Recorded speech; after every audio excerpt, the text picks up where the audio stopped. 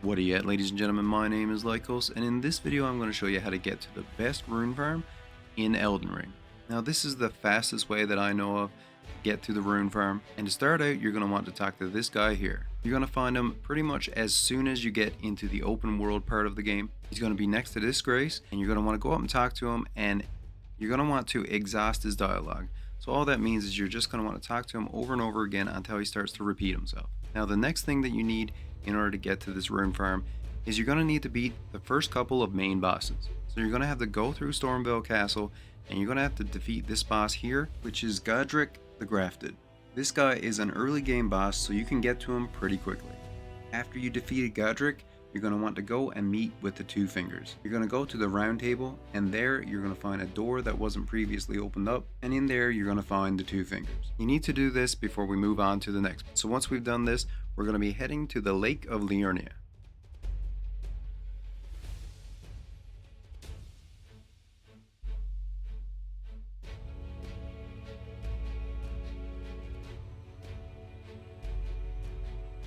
And first off, we're going to be heading to this spot here.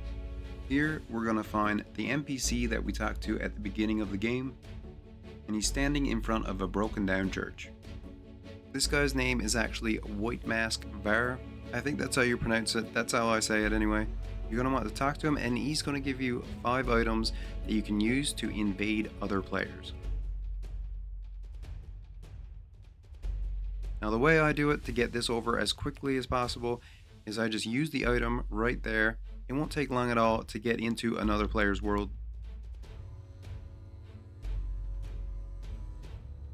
And as soon as I invade another player, I'll use this item here in order to be able to instantly leave their world and then move on to the next. Of course, you can actually fight the player, but this is the fastest way to do it. So we're going to do that 3 times. Even though he gave us 5 fingers, you only need to do it 3 times. And then we're going to go up and talk to him, and he's going to give us another item. Now we're going to need to get the blood of a maiden. There's a couple of different ways that we can do this, but the easiest way that I find is first we're going to need to get access to the castle that's in the middle of the lake. We're going to head over here, which is not too far from our current location, and there's an item that we have to pick up behind this dragon.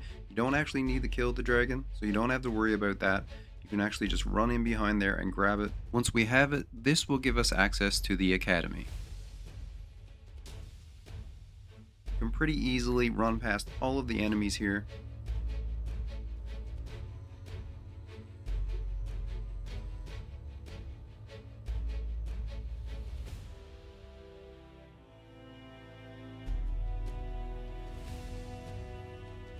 You're going to go all the way up to this door that's blocked by a magical barrier.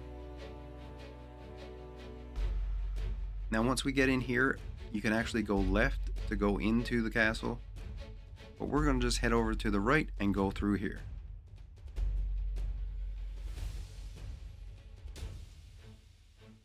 And now you're just going to follow the exact path that I take here.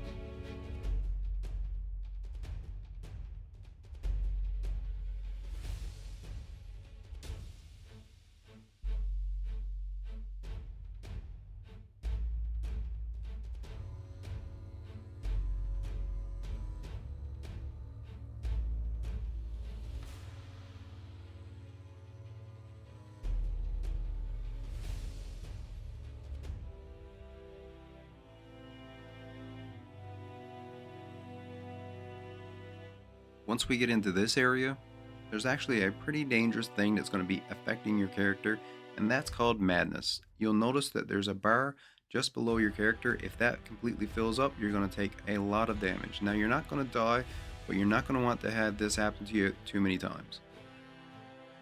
So we're just going to keep running. There's actually a tower that's close to us here that's actually causing this effect.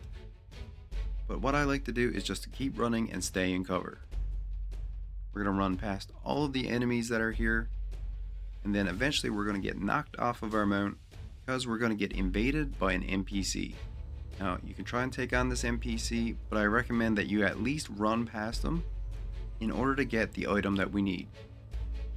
We're going to head into the ruined church that's just behind the invading NPC, and in the back of the church there is a dead maiden on the ground. We're going to run over and just click on her body and we'll get the item that we need.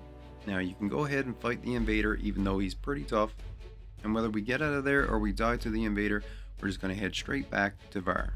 Get back there, we're going to give him the item that he wants, we're going to talk to him a few times, he's going to chop off one of our fingers, and then he's going to give us the item that we need to use in order to get to the area where the rune farm is. Okay, so once we use the item, we're going to get teleported to the location where the rune farm is. This location is actually fairly large, but I'm going to show you the exact location where you need to go for this rune farm. Now what you're going to want to do right away is you're going to want to head up these stairs and you're going to want to get the grace that's here. We need to get the grace in order to be able to fast travel from this place, because right now we're actually in one of the game's underground locations. So once we've gotten this grace, we're going to head back down the way we came up. We're going to get on our mount and you're going to want to follow the exact path that I take here. There is a few dangerous enemies along the way, but if we're careful, we shouldn't have too much trouble.